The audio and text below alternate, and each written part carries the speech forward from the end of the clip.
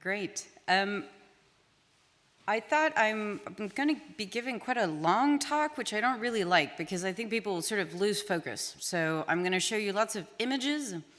Most of this, you'll be thinking to yourself, why is she showing this to me? But hopefully in 6 months, 3 months, at some point someone will go, well, what about people? And do we know anything about human-centered design? And we should probably ask someone for their opinion. And hopefully one of the examples I'm showing you this morning will sort of flash back in your mind. Or at least that's the theory. I fundamentally also believe that you're only as kind of, I don't know, people don't really stick to these things and don't really remember talks. So I'm going to try really hard. For context, so my background is a little bit strange. It's design, it's technology. I was the first UK distributor of the Arduino. Raise your hand if you have ever owned an Arduino. Keep your hand up, keep your hand up. Keep your hand up if you've actually made something with it. It's not too bad. Yeah, awesome, that's great. And so for all my sins, I sort of started in the world of selling these things from my East London bedroom in 2007, which was quite a strange time to be doing it because it was the beginning of a financial crisis in the UK. So I find myself now, 12 years later, with a kind of much larger crisis around me politically, but in a space of still talking about these topics and still talking to people about what the Internet of Things means to me.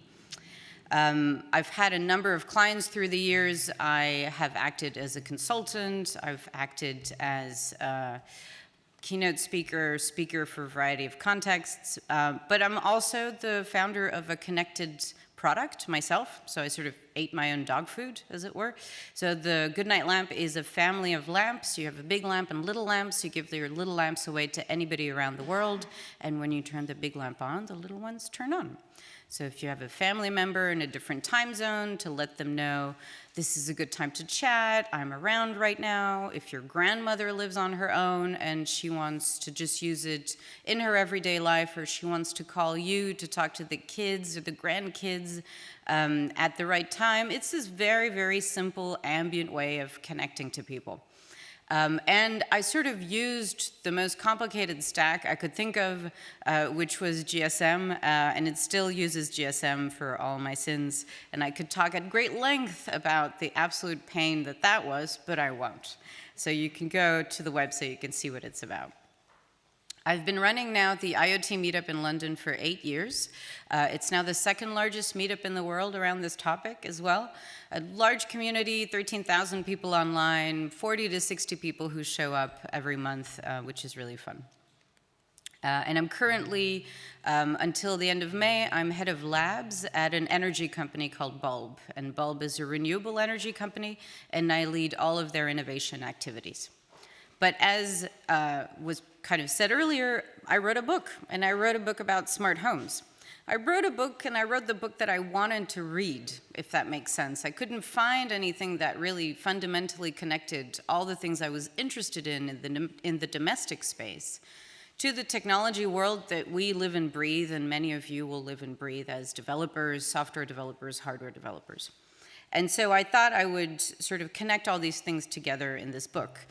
In my talk, I will sort of give you the abstracts of the book, so you don't have to buy it if you don't want to, but if you want to dig more into it, you're very welcome to buy a copy and make me no money whatsoever because publishing. And fundamentally, I'd like to help you connect the things that have happened in the past to the things that you might be thinking of now, today, that you'll be discussing with people. You might be here because you're trying to learn. You might be here because you're trying to find a co-founder. You might be here because you're trying to test an idea on people. But fundamentally, at some point, it'll have to come out into the world. Maybe some of these things will end up in people's homes, maybe it won't, but fundamentally you'll still have to talk to people. And I think the dynamics that we see in the home space are mildly more predictable than the dynamics that we experience in the cities. So if you have a smart city application, you're going to have kind of 10 times the problem that people have had in the home space, I think. So I'll talk to you about the home space specifically. I'll talk about systems thinking, I'll talk about size and culture, I'll talk about how products sort of evolve in the home space and how our mental models as developers, as designers have an effect or have really a dampening effect on what we could be building. And I'll finish with a little bit on ethics and laws and regulation because I think that's coming into play and it's a very hot topic now. But fundamentally, I'm kind of starting with a very simple, I'm going to skip over this, but I'm going to start with this image. QVC is the British equivalent of like some terrible, 24-hour shopping channel. I'm sure the German equivalent, you have something here. Everybody's got something in their countries. That channel, which I don't know who watches it anymore, but they still exist. Right now, QVC, if you go to QVC in the UK and you go and you look for smart home, they'll come up with these categories, which I think are kind of interesting. Security and monitoring, personal assistance, home access and control, networking and wireless. Okay, interesting. I can connect to these things living in 2019, I get it. You go to IKEA and things become slightly more murky. Okay, well, there's a dimming light of some sort. There's a super efficient, super expensive fridge. There's a Bluetooth speaker and there's an oven, okay? This is slightly less consistent in texture and discourse. And then you go to John Lewis, which is kind of slightly higher up the food chain in terms of retail. And then you have words like discover smart security, discover smart efficiency, discover smart convenience. And you think, well, okay, they're closer to QVC than they are to IKEA, which is interesting. And then you go to Apple, and then Apple has like all the things. And I really think that this is the landscape that we have now, which is some people who know how to talk to you in particular ways, and other people who are just like all the things. Here's all the things. The problem with showing me all the things is that as an average consumer, and I'm perfectly average in a sense, this doesn't kind of correspond to anything in my life, because ultimately the first thing I'd like you to think about and the first and last thing I'd like you to maybe leave with is the fact that there is no such thing as a baseline for these things. There's no set of conditions that you can take for granted in the home space. Everything changes all the time. So if we go back to Apple and I think of myself and my life, I think, well, okay, I look at all this stuff and I don't have a car. I live in central London. Well, not central London, but I live in London. The doorbell is communal, so I can't really fuck around with that. And I don't have air conditioning at all because this isn't North America. So that stuff doesn't apply. And then I, don't have a humidifier or an air purifier. I don't have breathing problems. I have kind of regular asthma, which comes with hay fever, so you can't really do anything about that anyway. I don't own anything of value. I don't have a big TV, so security is kind of the least of my worries, and I have insurance anyway. So all of this stuff is like, the sash windows are Victorian windows in my household, which increase the value of a property, and when you replace your windows, you lose value on the property, so I'm not touching those for a while. And so suddenly, out of all of the things, actually only some of the things might appeal to me, maybe.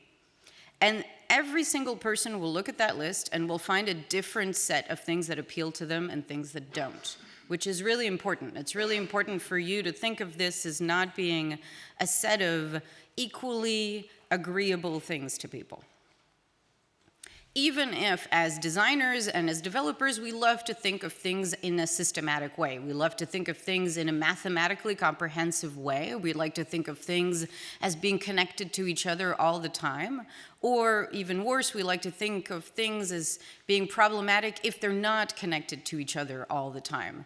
So my most common conversation is always, well, really what's hampering the smart home is interoperability. And again, if we go back to the fact that I'm only really interested in using maybe 4 of these things, the fact that they don't connect to each other is the least of my worries. It's really the fact that they work at all within my context is already kind of winning. So this universal home that we design with or that we might start from doesn't really exist. If you go to some parts of the world, you can't even take electricity for granted. I was involved very recently in a project bringing smart vending machines to a couple of countries in Africa, and the biggest problem there was, well, we'll have a lot of loss of power all the time. And then you think, okay, we take some things for granted in Western Europe that we can't take for granted elsewhere, so how do we design in a universal way? Well, we don't, it turns out. But people have been thinking and trying to make us think that there is a universal way of thinking about the home for a very long time. This is a diagram which comes from a book written in 1913 by a woman called Christine Frederick. You could say that she was one of the first to fundamentally think about Taylorism and efficiency in the factory space, but in the home space. So she started writing tons of books. She wasn't the first one to talk about these topics, but she was the one with the most kind of publishing success. And this is a picture of the dining room as it should be designed if you wanted to make things very efficient. Very efficient for food delivery, very efficient for food delivery if you are a probably woman working in the kitchen, or if you're a servant, because a lot of these middle-class people would have servants. So suddenly your home becomes a sort of factory floor that you have to render more efficient. This is 1913. We still use that same language today. We still use the language of efficiency and convenience today. A few years later, there was an association of women, the Electrical Association for Women, who has this absolutely fantastic archives. And they tried to sell an all-electric home. So electricity was coming in, people were really needed to be convinced that they should change everything around their home space to accommodate for electricity. In the same way that we think of connectivity and we think of how long it's taken for people just to get broadband, just to get good quality broadband, make that 10 times slower for electricity. Because you were taking people away from gas lighting, candles, a whole bunch of very romantic type of lighting, and you were telling them that it would be better for them to have electricity. And they were kind of going, I don't know, this looks like hospital lighting to me. This isn't super fun. I don't want this at home. So they had to be told for a very, very long time, and I'll show you how long in a little bit. This is one of the mechanisms that this institution used. They gave away a free all-electric home. They were like, you know, send in your name, and you can either win the home or 200 pounds. The edition after this, the woman who won took the 200 pounds. She did not take the home. And I think that's a really interesting indicator, which is when something is dramatically different from your existing lifestyle, chances are you're not going to be the first one to make that leap, or you're not going to want to make that leap because that leap is too big. You think to yourself, well, what if something breaks? There's no economy around this new thing for me to be able to find someone to fix it very quickly. Skip kind of some decades, and we find ourselves in the late 80s, and the National Association of Home Builders in the US has a conference. And they decide to talk about the fact that connectivity is entering the home space, and they're very excited. They have this protocol called X10, which they're really kind of looking forward to embedding in all the electrical installations around homes. And they're like, oh my God, we need to call this something. And so they called their 2-day conference the Smart House Conference. And 5,000 people came to this conference, which was a big deal at the time. They trademarked this, and they started suing everyone under the sun that would use smart house as an expression. And their idea was, again, you would rewire your own home using X10, and it was going to be amazing. You were going to just, you know, all the new builds were going to appeal to this, and it was going to be great. 3-4 years later, the whole thing disbanded. The trademark was still owned for a really, really long time, which is why people sort of had to go around it, and they had to use smart home instead, because smart house was taken. But this idea of constantly rebuilding from scratch doesn't really work. You could also point, if you are more familiar with the expression of demotics, demotics is sort of, you know, a year-ish, same year-ish. There's a book published called La domotique, which is an expression the French still really love to use, which I really like. And the principles are the same. The ideas are the same of what it is that technology is there to do in the home space. And more recently, this is unfortunately a failed project that I really like, started by some friends.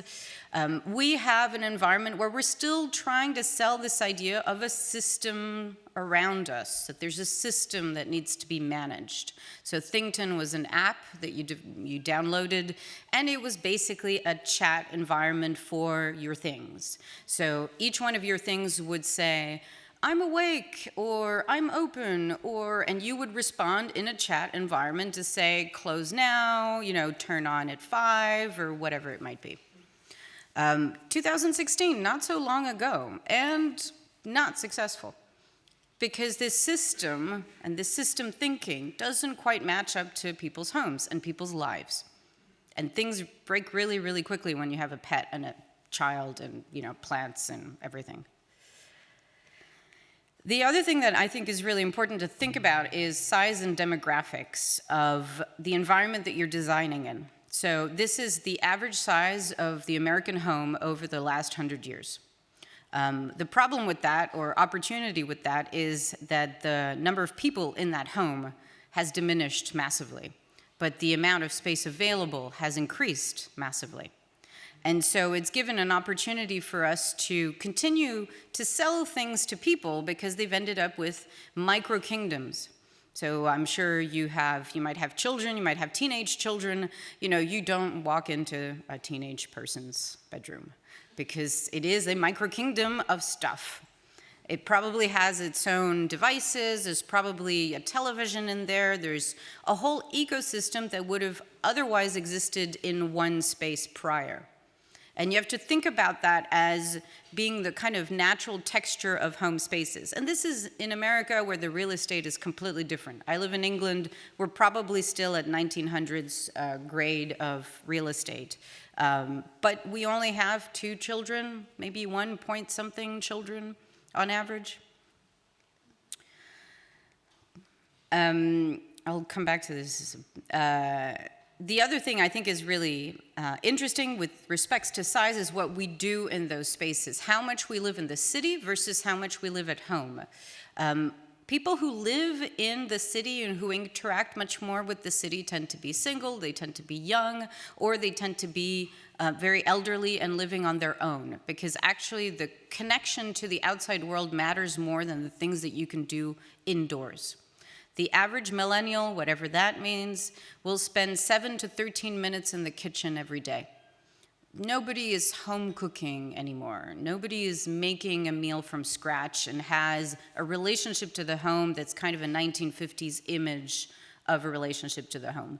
And I really like the way in which the 19th century average home kind of went. So this is half of a room that a person in the 19th century would have had.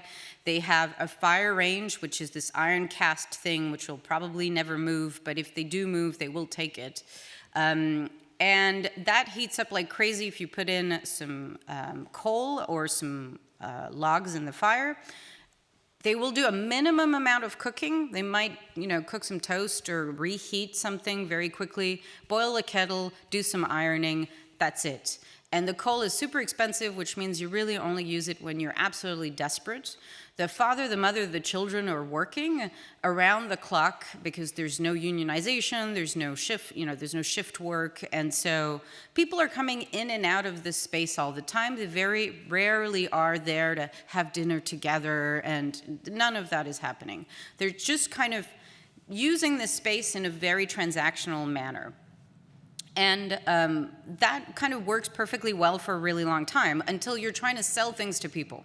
And then you have to invent a role for someone, oh wait, the person who earns slightly less like the woman, to tell her, actually you have to spend quite a lot of time in this weird space, and we're gonna tell you what to do because you suddenly have to learn how to deal with maintaining a space like this.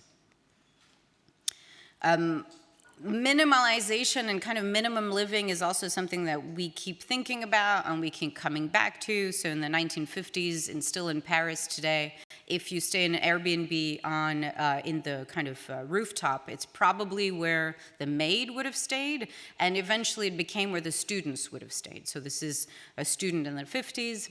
But right now in London, we have apartments that we're selling to people that are about the size, if not half the size, of those kinds of servants' rooms, and we're selling them as co-living, where you will have a bathroom, ensuite bathroom, but almost no space for closets. The kitchen is communal, all the activities that would be in a living room are communal, and this is sold to young people who are just moving into London and want a kind of out-of-the-box community.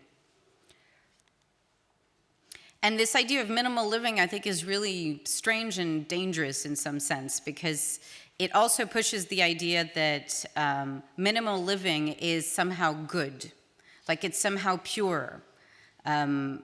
These are kind of, sizes of minimal living structures through the years.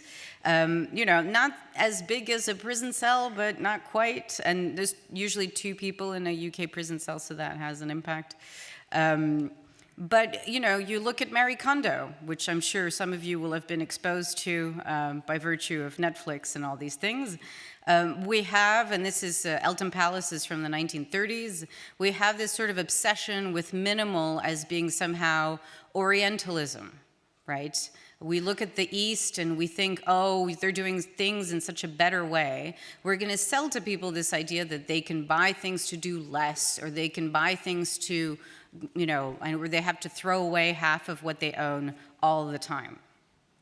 And you have to think about that when you're designing for the home, because you have to confront yourself to that environment. People are telling everyone under the sun that they have to throw away half of what they own all the time. So you have to sell your smart home application in a space like this, in a space where people are encouraged to think about less as opposed to buying more stuff. And the other aspect that you have to think about is whether you're an inventor or an innovator. Unfortunately, inventors have a really bad experience in all of life. Antonio Meucci is arguably the inventor of the telephone. The reason why he's not known as the inventor of the telephone is because he was an Italian man living in New York who only spoke Italian, and who invented the telephone for his wife who had rheumatism. So she was kind of on the ground floor, his office was downstairs, he was kind of quite concerned about her. And so he prototyped and built a multiplicity of prototypes of the telephone. He eventually went bankrupt, so all his prototypes were lost. But then he entered into a court case with Alexander Graham Bell, because obviously he had a pre-patent registered, and he tried to defend that patent. So this is the only image that we have recorded of what his system looks like, which is the image he was asked to draw in court of explain to me how this system works. And this poor man, died in relative obscurity. The same with Joseph Swan. Joseph Swan is the inventor of light bulbs. The reason why we think it's Thomas Edison is Joseph Swan invented light bulbs in England, in the north of England, set them up in, everybody's got a rich friend, so his rich friend was Lord Armstrong. He installed them in Lord Armstrong's house in Cragside in the north of England, and just kept doing his thing. A few years later, Edison comes in, patents in the US, wants to patent in the UK, and hey, you can't because there's this other guy. Goes to Swan and goes, I'm going to sue you. Edison loses, and so eventually starts a company called Eddy Swan. See what he did there? And light bulbs in the UK for a very long time are sold as Eddy Swan light bulbs, because they're the meeting of these two entrepreneurs who, one was there earlier. He's not the guy who we remember. Same for, the Arduino, and when I sold the Arduino, I really kind of often thought about this. It's kind of like selling people the beginnings of a set of new ideas and the beginning of a set of new behaviors. Radios were the same. You had radio sets. So you could assemble a kit of radios. This one was, took only 90 minutes, which is amazing. And you could set up and, kind of set up your own radio. Eventually, of course, people just started making them en masse, undercutting whoever had come in with a new set. Things started getting very, very big and very commercial, to the point where companies who had nothing to do with radios started getting on board. It's not the inventors of any technology, it's not the inventors of ideas, it's everyone else who comes after that who's able to make things a success. So Curry's in the 1920s was a bicycle shop, a chain of bicycle shops. Today, as of 25 minutes ago when I took this screen grab, it is still a very, very successful retail brand of high street electronics. So that's, 100 years of being successful at going, I think there's a thing there, and I think all these inventors and all these tinkerers have something, and I'm gonna milk that. How much time do I have left? 20 minutes, excellent. So maybe 10 minutes, I'll do 10 minutes. So the other thing, you are all probably designers, developers, hardware people, software people. You have to think about the kind of weird and wonderful world of advertising and design that you're gonna have to get engaged with at some stage.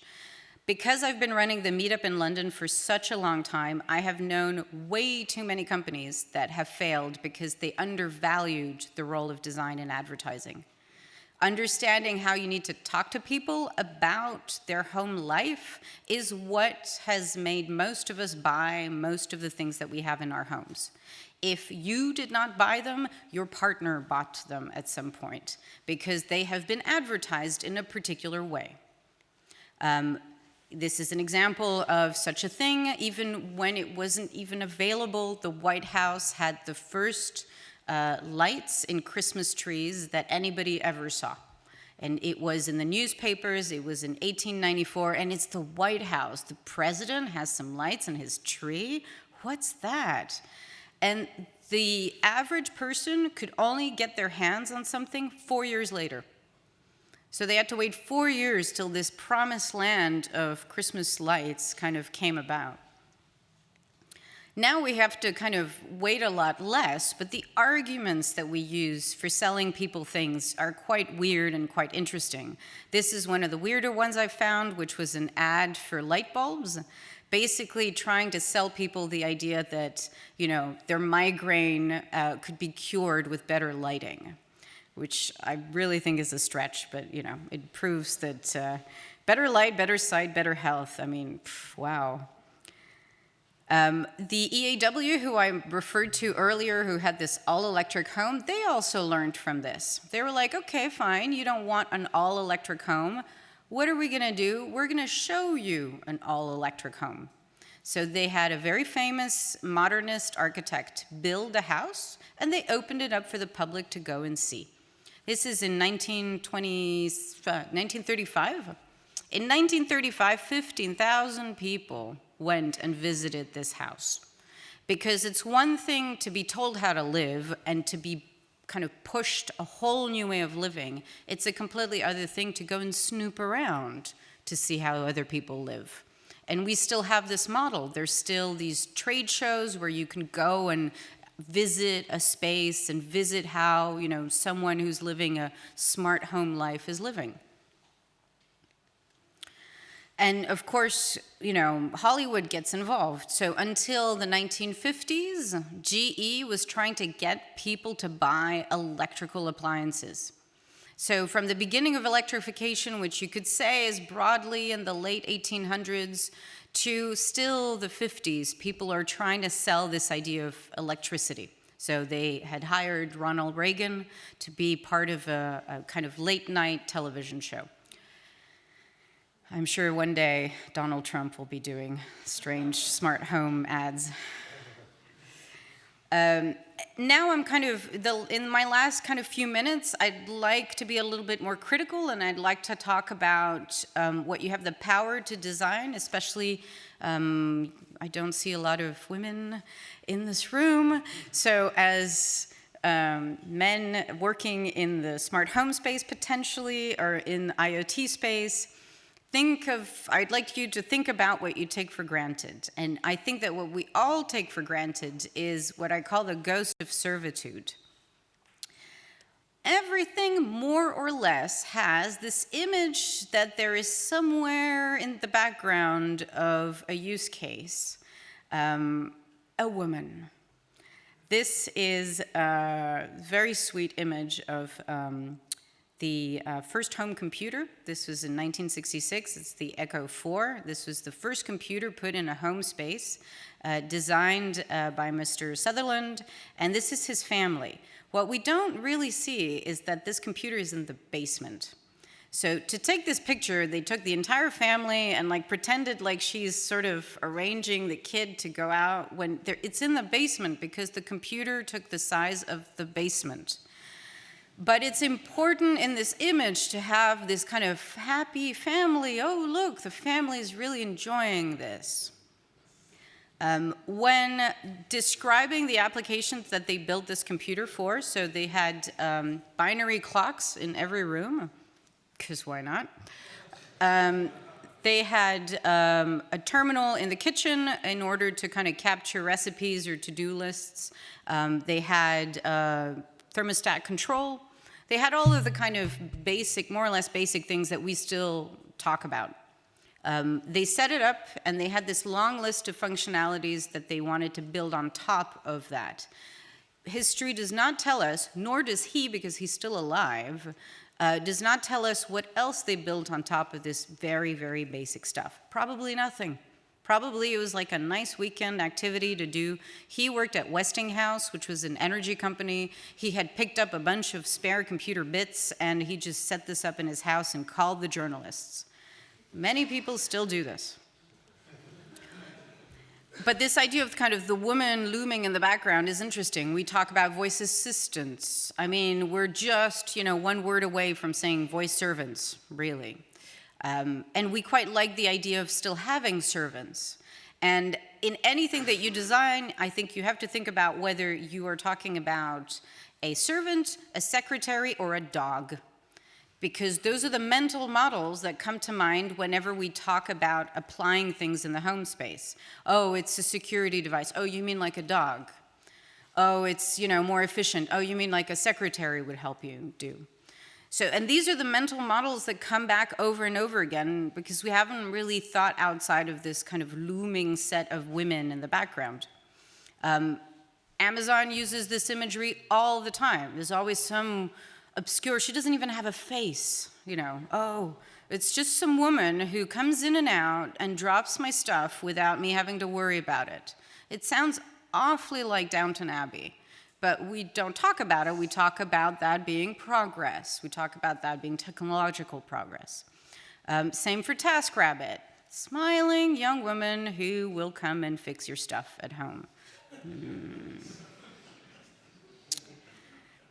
And if we don't talk about women, then we have to talk about robots, obviously. And so the social care issues that we encounter now, I don't know what it's like in Germany, but we have massive amounts of social care provision issues. We underpay people for those roles. That's a role in society that will keep being the most important role and the most important structural change to our family lives, and we think they'll be done by robots, which is super sweet of us. But we know that that's just a mitigation strategy because grandma is going to have to move back in the house. And that's just a thing we're going to have to live with and create, just like in Belgium, what they call kangaroo homes, where they build a micro apartment inside an apartment in order to take back a person who is in need, who is a family member, who actually doesn't need to be independently living in their home because the home is too big, it's empty, and it's dangerous for them. But we prefer not to have those kinds of conversations. We prefer to project ourselves in a future where we don't have to take that kind of responsibility. And on my last kind of section, that responsibility, if we don't take it, well, the law tends to tell us to take it, and then we complain. But the law is the slowest instrument we have, and usually an instrument so slow, it only really comes in when we really haven't done our homework as an industry. So in the UK, you could claim that the last time that the law had a massive impact on the way in which we live was the Public Health Act. What did the Public Health Act do? The Public Health Act made it illegal to have farm animals in the front of your yard. Kind of a good idea, I think, for health reasons. But also you had to have an indoor bathroom, and that bathroom had to be a separate room. Also, in hindsight, kind of a good idea. Cholera had killed 6 to 9 million people in the UK. It was kind of time that a law came in to make that stuff manageable. Because communal bathing and communal eating and communal washing was starting to get the better of most people. Now we find ourselves in 2019 having conversations, as many of you will, today about security and IoT and what it means. Well, a lot of people are thinking about this and have been thinking about this for the last 2 years. Standards galore, white papers galore, blog posts, manifestos, oh my God. And we will find ourselves in a situation where GDPR will take a slight twist in our disfavor as developers, because we sat there thinking, well, obviously everybody should be doing these things, but no one was doing these things because things are complicated, and trying to sell to someone something very successful in the home space takes an age. 2 things for your perusal while you go through the conference. One is a free tool, a free checklist of things that you could be doing as an IoT startup. The other one is a trust mark. And ultimately, I will finish on this really awkward image, but I quite like it. When you're thinking about this, you're thinking about security and you're thinking about privacy and people need to be protected. You also, again, have to think about the fact that people have very strange views on privacy. They have very strange views of what constitutes the private space and the private sphere. If you go through Instagram, I don't know how many of you have accounts, but Instagram, you could probably patch together the inside space of a person's home based on their entire Instagram account. Because that's what we're continuously sharing. We're continuously wanting to share, wanting to know, wanting to compare ourselves to others to really know how to live well. And you will have to think about that as you develop. So, unfortunately, that probably means for you that there is no killer app for the home space when it comes to technology, but a series of interactions that people will have over the course of a very long period of time. And I can only advise as much patience as you possibly can. Thank you very much.